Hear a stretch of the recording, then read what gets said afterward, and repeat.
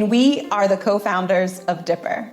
Dipper is a technology platform that guides professionals of color to a better workplace, one review at a time. Dipper is your safe space. It is the time for you to share your voice with a community that you are a part of. Visit us and join today at OurDipper.com. We're live. Hello, ladies. Hi. How are you feeling today? That question is always an interesting one. We're always like, wait, how are we really feeling? Right? We got to think about it. Right. It's a hard week. I mean, I think it's a hard week with, all that's happening in Minnesota. We can't lie about that. Mm-hmm. No, you're absolutely right. Well, welcome to the virtual launch of OurDipper.com. We're hosting virtual events throughout April. And so please join us every Tuesday and Thursday this month to participate in our Shut Up and Listen themed events. Each event will feature top DEI thought leaders to discuss engaging topics impacting workplace culture. And this is a perfect opportunity to share more about Dipper, a tech platform for all people of color, Black, Brown, Asian, and Indigenous professionals of all levels, including C-suite, to rate and review their workplaces. Now, members have profiles and can access the inside scoop on which companies to join and to stay away from. Members can also engage with other members on Dipper's newsfeed. So today, our topic is Don't You Dare Microaggress Me. Don't you dare. And let me start by introducing our guests, LinkedIn influencers, Kim Crotter and Ikobithia. Jacinta, feel free to tell us a little bit about Iko. Of course. Hi, Iko, and thank you so much for joining us. Ikobithia Esquire is an equity consultant at Rare Coaching and Consulting. She is a senior co-director of the Daring Way and Dare to Lead communities at Brene Brown Education and Research Group. If you have not already, please check out her article, An Open Letter to Corporate America, Philanthropy, Academia, Etc. What Now? It was written in response to George Floyd's death. You can also listen to her on, am I saying Brene Brown correct? It's Brene Brown. Brene Brown. Brene Brown, thank you. On the Brene Brown, names are important, so I want to make sure I get that right. Thank you. On the Brene Brown podcast, which is only available on Spotify. She is featured in 2 episodes, the first titled Inclusivity at Work, the Heart of Hard Conversations, and the second titled Creating Transformative Cultures. Thank you so much for joining us today. And Netta, do you want to go ahead and introduce Kim? Yes, absolutely. Kim Crotter is the founder and CEO of Kim Crotter Consulting. Kim and her team strive to embed DEI and anti-racism into the workplace culture and branding and communication strategies. She's walked away from a 6-figure salary and bet on herself by pursuing DEI work. Kim felt this change was necessary after reflecting on the loss of her brother and her own and others' painful experiences in the workplace. She has made the right choice as she has been named Forbes' top 7 anti-racist educators and has been quoted in the New York Times. So again, thank you all for coming today. Kim, I saw your post on LinkedIn about a 5-year-old Black male student who was asked to unclog a toilet with his hands by a white female teacher in an Arkansas elementary school. And so I recognize that this situation is more than a microaggression. Sure. But it inspired me, and it really inspired my first question for all of you. How does K through 12 racism towards Black and Brown students impact our experiences in the workplace? It's real interesting that you asked that question because somebody asked that of me in another interview, and he was talking to a friend of mine. Because what happens is you start to get messages really early. Oh, yes. About the outside world thinks you belong in the grand scheme of things, right? In society, at your level of intelligence, how far you can go in your life. So we're already talking about life things at those young ages, and kids are gathering that data, said or unsaid, right? Starting to gather that data and make decisions about who they are in this world. And so when you see things like that happen, what does that say to a young child? I was recently taken back to, there was a teacher that I had who was great to me. There was another Black boy in my class who she literally would say, and I can remember his name, I won't say it, but she would say, "Did you take your ugly pills this morning?" Oh, what? And I don't know why that came back to me after all these years, because I was a very young child, but I thought, I knew in my gut at that age something was off, but I didn't have the language to articulate it. And so that's what we're seeing, especially as young kids are being influenced by these messages. They don't have the language to articulate it, whether it feels right or wrong in their gut. They can't say, this is a microaggression, this doesn't feel right. And we know that that's coming from teachers and other administrators. It's not just coming from their peers. Wow. No, that's so deep. And it definitely strikes a nerve in me, because I remember some of those experiences that I had when I was a child, right? Living in a predominantly white neighborhood and going to school where I was only one of 3 Black children. And really hearing some of those striking things that stick with you, and that trauma, right, is so painful. Iko, what are your thoughts about that? I co-sign on everything that Kim said in terms of what happens with you as a youth. And even if it doesn't happen to you, what you witness impacts how you see yourself in the world, right? And I think that I'm also thinking about it as a mom. And how I can't focus at work if things aren't right with my kids. I think a lot of us, some of us are privileged enough where we can be at the school every day, or we can email every day, but everyone doesn't have that. Right. So you're unable to focus on the job when things aren't going well with your kids, right? So that experience of kids K through 12, they all have, parents, a guardian, somebody who that's going to impact. They have siblings who see this as well. But the modeling is so important in terms of what you see. I did go to a school that was a Title I all Black school, and the teachers who were there, I felt wanted to be there. And I think at the same time, though, we deal with other things too, right? You deal with colorism, you deal with all sorts of other messages. But I think at school, where our kids spend most of their time, that's where you're going to get so many messages indoctrinated, into you.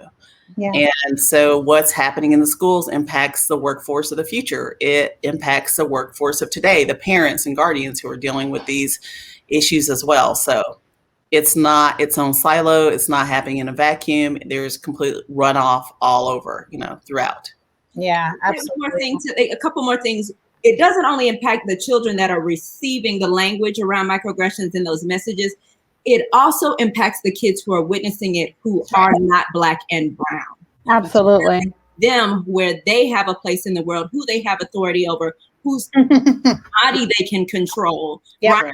Who's the standard and the norm. All of us are receiving these damaging and traumatic messages. And so I always like to bring that point around, because folks always think, oh, only Black and brown folks are impacted by this. No, racism is a sickness, and it has infested all of us. And so it's so important to make sure the understanding on both sides is there. That's right.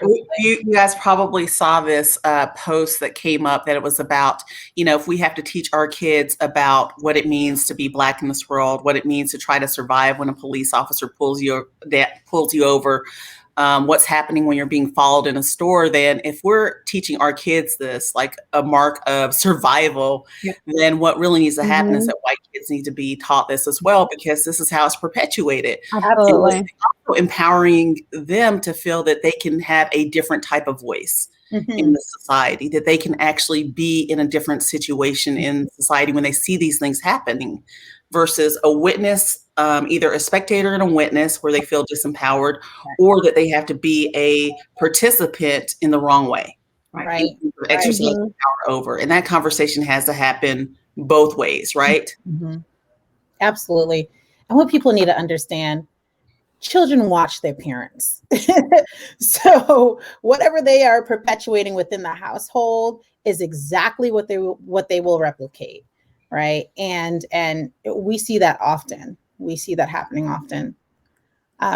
Just since I know, yeah. Yeah, and Iko, you mentioned how this kind of transfers into the workplace. So I'm really curious from both of you, how often do you find people of color feeling like they're treated inferior, left out of discussions, or avoided intentionally in the workplace? And then kind of what toll do you see these experiences having on the employees too? I think that right now, I mean, everything from LinkedIn to, any social media, whatever you look at, is we see that that's the rule and not the exception. Yes. In terms of the experience for people of color, right? And, darned if you're actually, a woman of color, if you're a gay woman of color, if you're a trans gay woman of color, if you're Black. So I think that we're seeing that it is really the rule. And it's an exception when we find spaces where we feel that we can thrive and actually show up and be ourselves. I never say be our whole selves because I'm like, nobody wants to. That's a whole nother conversation. Nobody wants to know that word. No one's ready for that. Yeah. But I do think that I think we find it as an exception to the rule. I wrote this article the other day about a Black-owned consulting firm, Frontlines, just about it is such the exception to the rule where people are there to feel and they're validated. Our sense of community is validated. Our sense of wanting to support and care for and nurture one another is validated. And I think that that is absolutely the exception to the rule. And that's why a lot of this is coming to a head now. Yeah. And of course, we know that that impacts productivity, that impacts our health. We know that racism has health impacts on us. We know that, women being the highest population, Black women in terms of heart issues. And I'm like, this is, we're taking care of everything. And we go to work where we're not respected, where we're harmed, where it's toxic, where at the same time where we're being harmed, we're just trying to save other people. And we're trying to show up and be 20 times better than everyone else. Yeah. So I would say it's an exception to the rule to find a place where it is not like that. Yeah. Yeah, absolutely. And that's one of the reasons why Jacinta and I were like, we need Dipper, right? Like people need to reclaim their times. It's now that time because oftentimes we don't know what to expect when we're going, within the workplace, and we don't know what the Black or brown experience will be like. And so we're hoping for a good experience, but oftentimes that's not what happens. And so I think now it's really critical for there to be a collective power for us to come together and start sharing our work experiences with each other to know, hey, sis, here's the direction we need to go in, right? But you're spot on, Iko. And I think, can I jump in real quick? I think Absolutely. It's so important that people understand that the Black and brown experience in the workplace is different. Yes. Some of the, I've looked on LinkedIn and some of the advice is literally yesterday, stick it out and try to make change. Well, look, what if I don't come to work for that? What if I just want to come to work and I just want to do my job and go home? I don't want to be the activist at work. I don't want to have to fight for social justice in the workplace. And then on top of that, I'm getting messages continuously. I mean, when you look at just this week alone, that Black and brown folks are receiving, because we want to remember that the lieutenant that was pulled over, he was Black, he was an Afro-Latino. He sure was, yeah. Right? And so this is not just a Black thing. We look at our our Asian and Pacific Islander folks and the messages they're receiving, and you're supposed to show up to work, right, in the same frame of mind. You have the same, nobody's lower, not changing standards or offering space. And I don't want to say lowering, but what I mean by that is no one is creating a bridge for you to be able to function in a work environment when outside pressures are happening. That would be equitable, right?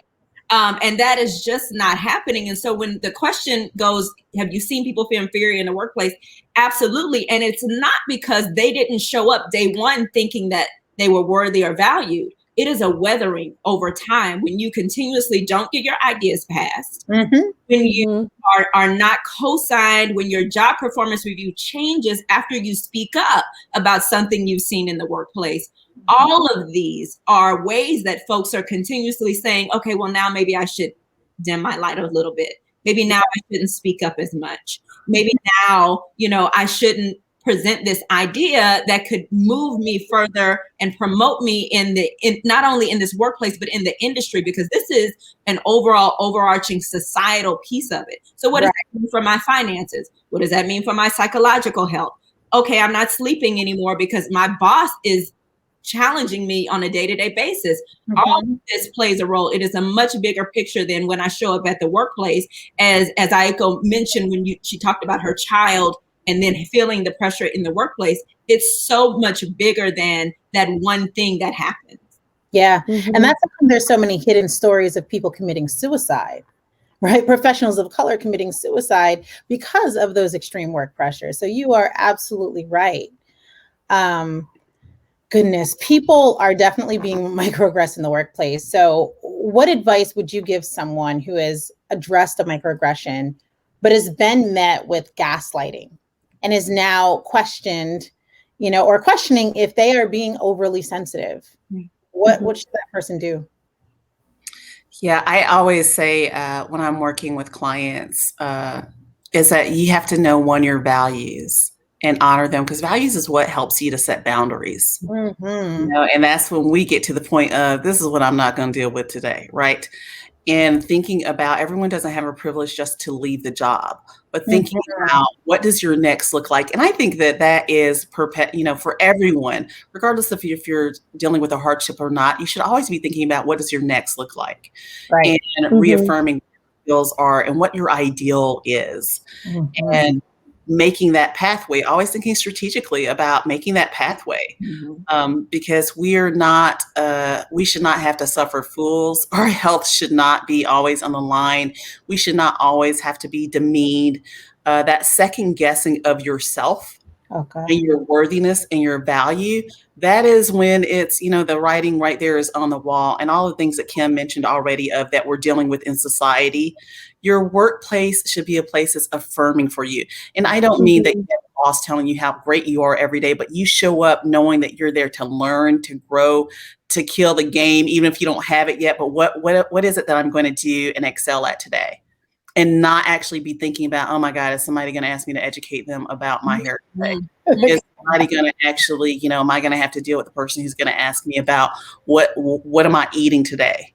What kind of food is that? Can you educate me about the murder of last week? Oh yeah. That's not what we're coming to work for. So always be thinking strategically. And, this mentor of mine, I'll never forget when she said, when it's no longer serving you, then it's time to leave.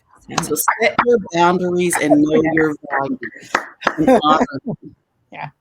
Honor them. That's excellent advice. Wow. Kim, I know you have some gems for us.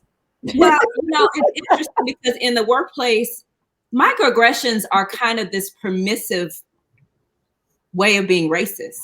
Yeah. Really honest. And I say that because when you look at Equal Employment Opportunity Commission laws and how egregious that has to be in order for something to be done, and then you look at the textbook definition of microaggressions where it says things like little and subtle, little and subtle to whom? That's the first piece. But when you talk about this being gaslit, it's because there's so much gray. And so what we need, I'm gonna pull back from the person, but we need companies to define as part of their diversity, equity, inclusion, and anti-racism strategies what a microaggression is and how they're gonna hold folks accountable to that. And be very much so clear about this is what this looks like. And if it comes up, then you receive personal education about it. How do you make people stretch around it so that they're no longer comfortable showing up in the workplace microaggressing folks, but also to educate people so that they know what it is. Because people use it as compliments, right? You're so sharp. You're so articulate. I've been told that by someone who was a peer. Really? no, thank you. I don't need your approval. We're peers here. And so for people who are experiencing microaggressions, I am totally with Iko in that people need to walk away. Mm-hmm. If you can do that, everyone does not have the privilege to do so. But for those folks who are typically on the front lines, who are unable to move in that way, because that does exist, then I really think creating some personal boundaries about what people can say and cannot say to you, and say, hey, you know what? I'm going to stop. I'm going to pause here because I need to do X, Y, Z. Just how do you excuse yourself from the moment? How do you just put a pause in that moment and walk away? Or for someone, who may microaggress me and say, oh, you're so articulate. No, you are too. You're articulate as well. Right. Does that feel right? No, that doesn't feel right. And so how do we in those moments think about that? I think the challenge with a microaggression is that it's often like a cold bath of water, in that in a moment it's said, and you're like, did that just happen? What? Mm-hmm. You think about it the next day. You think about it the next day. Right. And so that's the challenge of us always having to be the folks who are standing up against it. That's the importance of educators who can be allies, who can risk, who have the privilege of risking speaking out on a regular basis. You're so right. And both of you are spot on with education, because what I find is a lot of people think, oh, okay, microaggression is just about if I say articulate, or if I touch your hair. Those are the two examples I always hear people bring up. And I'm like, no, it's when you leave that person off of an email and they're working on the main project. Now there are various things that happen and exist. And so you are spot on with, people need the education, and companies have to do this on a continuous basis. I mean, every month people should be getting this education, not just one workshop. And now everyone is quote unquote woke, right? I would say the other thing is about this, the language of DEI being so soft and diluted and white centered. Yeah. And you use the term microaggression. I'm like, that was an aggression and that was wrong. I'm not saying micro, and I'm not saying this was a bias or unconscious or implicit bias. What you said was wrong. Mm-hmm. That's it. There's not about, a bias where it leaves this escape hatch for people to say, but it was implicit and it was unconscious. I didn't mean to do it.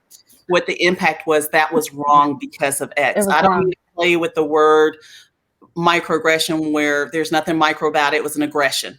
This is how that landed. You know what? When you left me off of that, CC, it was totally unprofessional, and it actually undermined the work that I'm doing. There you go. Yep. I can't be your colleague or your peer if when you come to me, you're saying I'm articulate, because it shows to me that you didn't expect me to be articulate. So let's talk about that. I don't need all the DEI jargon, which is very white centered, and it gives people an escape hatch. I'm just going to tell you why that was wrong and it landed poorly and why you need to do better. That's it. I love it. You don't need to play in the sandbox, right? Exactly. And it's great when other people call it out too, because sometimes I have found, and we've had people come to us and they're like, I want to call out when someone comes at me the wrong way and throws an aggression my way, but that takes an emotional toll on me. Like, that's work I have to do to really articulate that. And what I have found really powerful is when other people spot stuff and they're like, no, that's not okay. Like, especially we've seen CEOs do it. And it's great when it comes from the top. It's great when, like, that's how you show up for your team and for your employees. You don't wait for the head of DEI to like send out an email. Like, you call out when you see something wrong happen when it happened. And we can have a whole conversation about waiting for the DEI person. Oh God! But the aspect is that we can't hold our breath for somebody to do that too. Because people are not showing up. The students are out there and they're not leaning in, and they're still reading books and waiting for you to educate them. Right. So this idea of oftentimes, we have people, white leaders or peers and things saying, well, this isn't my space, I don't know about it. It is your space. It's space. You need your voice. Yeah. You need to be the one to pipe up and say, wait a minute, what did you mean just now when you just said that? Even if you don't know it's right or wrong, just call it and ask. Yeah. So there is a space, and there's a huge space for folks to lean in. You don't have to be Black. Right. to support Black people. Right. And You don't have to be gay to support gay people. Exactly. Right? The issue is that we've made leadership and equity and inclusion these different things. Right? On it. Yep. Because part of you being a great leader is understanding inclusion, equity, and belonging, period. You are not a great leader if you have not done your work to do that part of it. You're just not. Sorry. Nope. The challenge is that, and I'm just going to say it like I'm going to say it, is that when you go to a Speakers Bureau's page and you look for leadership speakers, who is that? That's white men. Mm-hmm. And so we know that in the society, we have not challenged white men in these areas on a regular basis. We're seeing more of that now, but it's not something that has been longstanding and done, on a regular basis. And so the challenge is that one, they might necessarily not know what's going on. Right. But also they may be the aggressors in the situation. I mean, we've had CEOs come out and say, we can't find enough Black talent. That is really? And casually, I'm just talking. I'm just speaking. This is just in my mind, it is fact. So I think we really have to lean on starting to make sure that there is space for folks who are leaders. If you're going to call yourself a leader, this is what leadership is. Let's redefine this for you. Because if we don't, we will continuously move in this cycle, in this continuous cycle of folks who are in that C-suite not being challenged, folks who are mid-level managers not being challenged, to make sure that they are the ones carrying this forward within organizations, so that the folks who are continuously receiving those messages don't always have to be the one putting their jobs on the line, or their social equity in the workplace, right? It's not always just your job. It is, now you're no longer invited for XYZ. Now you don't get invited to projects. And that's difficult. She's difficult. I'm gonna leave her out. Aggressive. You're aggressive. Yeah. I mean, who's called aggressive in just in this 4 squares? I've had it in my performance review. Aggressive now. Stop it. Right, yeah, in a performance review, you're too aggressive. Take your pick. Yes, it's so true. I would take it one step just a little bit further. Is the idea that it is not even that just DEI is a component of leadership. It is that everything that it takes to do DEI right is a core competency in leadership. Yes, emotional absolutely, effective communication. Yep. I mean, creating creativity and innovation. Right. All of those are core to the same types of component and competencies, the same thing. Right. And to be a 21st century leader and to not be self-aware, not know your audience, not have a perspective of how people are perceiving you, the language you're using, how it's going to land on your audience. If you don't have this in check, you're not a leader. Yeah. I mean, that's leave your job. That's just it. And we know that we are constantly filtering what we're saying, whose audience, how's that going to be perceived? How's my hair going to be perceived? What I'm wearing, what I'm saying. Oh man, that typo, obsessing over it. All of it. Now they're going to think I don't know subject verb agreement. All of these things, we're constantly filtering. And you're telling me you can't go and have a speech and not use that word that we all know is completely offensive and you didn't know? Yeah. Right. Well, the excuse is it's unconscious. That's why I use the language. Exactly. It's wrong. It's incompetent and it's wrong. Exactly. Right. It's not, it's very conscious. It's very conscious because it happens over and over again. Right. It's incompetence.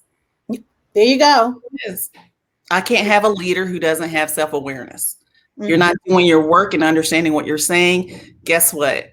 You really don't need to be CEO, right? Absolutely. You don't need to be leading a team if you can't be self-aware about your words and how you're showing up. Exactly. Woo. Y'all are on fire. And we hear EQ. We hear that EQ is such a term that leaders need. It's like you need this equitable tech too. That is just a core competency of leadership. Like I think that was key for me because it's not something separate. It is part of you being a good manager. It's part of you building an effective team. And it might be a skill you need to refine and put in work. Maybe you need to put in work to get there. It's not just going to happen for you. That's right. Our viewers are typing away and people are snapping and clapping virtually. And someone said, hey, we need a whole hour of this conversation. Well, Netta and Jacinta, I am very excited about Dipper. Absolutely. I am excited about what we're going to see coming from that. I'm excited that it's going to be another lever for social accountability for companies and employees like us. Yeah. Well, all of us, we escaped, right? So we have to be on the outside looking in and making it better for other people. So I'm really proud of your endeavor and really excited about it. Absolutely. And I'm excited to share it with my clients, like to share it in the workplace to say, hey, this exists. Just so you know, people are talking. Hello now. So you may want to think about that this lives somewhere, because oftentimes as companies are trying to gain talent and retain talent, it's kind of, we don't know why we can't find people. We don't know why people are not coming to our company. Well, you might be able to find out now, because whether you like it or not, you are in the business. Your product is that people are coming into your organization. And so now you have to be in a position where you're creating a work environment for people to want to go. Folks have options, despite what you think. People have options. And so people are going to activate those options if you don't make a change. That's right. And I love that Dipper won't be sanitized like some of those others out there where, wow, as soon as they see something on there about how someone was treated, someone Black was treated, it all of a sudden disappears. So I'm really excited about it being Black owned and women owned. Yeah. Thank you so much. Wow. Thank you, ladies. Now, to all professionals of color, connect with us on OurDipper.com right now by signing up and completing your profile on OurDipper.com so that we can unpack all of the gems that our guests dropped today. Also, be sure to rate and review all companies that you have ever worked for on OurDipper.com. Sign up, be the guide to a better workplace, log in, share your voice, and find your space. Thank you for joining, and we hope to hear from you soon. Bye. Thank you for having us. Thank you. Thank you.